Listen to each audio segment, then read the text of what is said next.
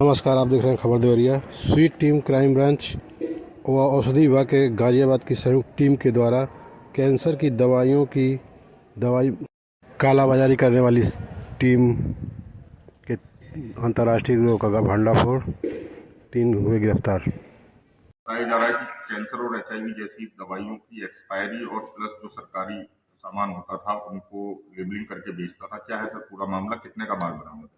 स्वाट team, crime branch और औषधि विभाग गाजियाबाद की संयुक्त टीम के द्वारा मुखबिर की सूचना के आधार पर कार्रवाई करते हुए 3 अभियुक्तों को गिरफ्तार किया गया है, जिनके कब्जे से लगभग 19 लाख की दवाएं बरामद की गई हैं। इन दवाओं का प्रयोग कैंसर के ट्रीटमेंट में मुख्य रूप से किया जाता था। इन बरामद दवाओं में लगभग 5.5 से 6 लाख की दवाएं ऐसी हैं जो एक्सपायरी हैं, यानी इनके जो उपयोग की तिथि थी वो निकल चुकी हैं।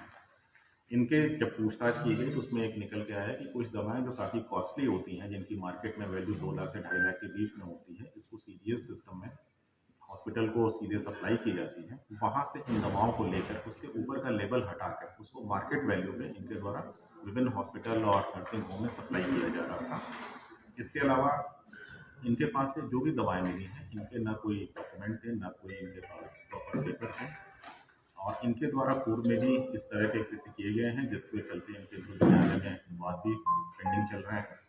कुल मिला के लगभग 19 लाख के आसपास की दवाएं रिकवर की गई हैं। इसके अलावा इनके पास से 8,85,000 रुपये कैश भी बरामद हुआ है, जिसके बारे में इन्होंने बताया कि इस पैसे से ये इन्हीं दवाओं को प्रोक्योर करने के लिए जा रहे हैं। सर किस तरीके से नेक्सस काम कर रहा था और कहाँ कहाँ ये सप्लाई करते थे, दवाई कहाँ से लेते थे?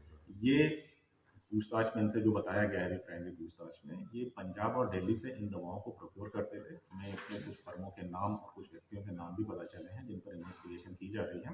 इसके अलावा इनकी सप्लाई विशेषकर महाराष्ट्र में थी, इनकी जो इसका नाम बताया। जिस तरीके से पहले गिरफ्तार हुए थे, बेसिकली इसमें एक जो विश्वास त्यागी है, इसके पास एक मेडिसिन हब के नाम से लाइसेंस भी है, जिस पर कार्रवाई भी चल रही है।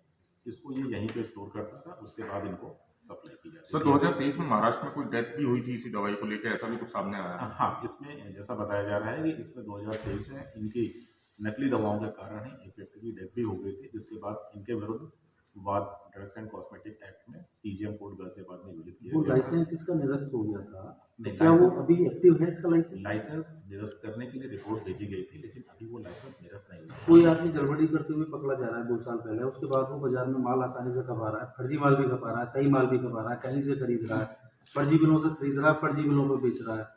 ड्रग डिपार्टमेंट क्या कर रहा है इस पूरे मामले में? नहीं, पिछली जो कार्रवाई हुई थी वो ड्रग डिपार्टमेंट ने की थी। ड्रग डिपार्टमेंट की तरफ से इसके लाइसेंस कैंसिलेशन की फाइल की गई है, और ड्रग डिपार्टमेंट की तरफ से ही इसमें मुकदमा न्यायालय में ड्रग्स एंड कॉस्मेटिक एक्ट में पंजीकृत कराया गया है। ड्यूरिंग ट्रायल या ड्यूरिंग कोर्ट का जजमेंट आने के बीच में क्या आदमी फर्जीवाड़ा जारी रख सकता है?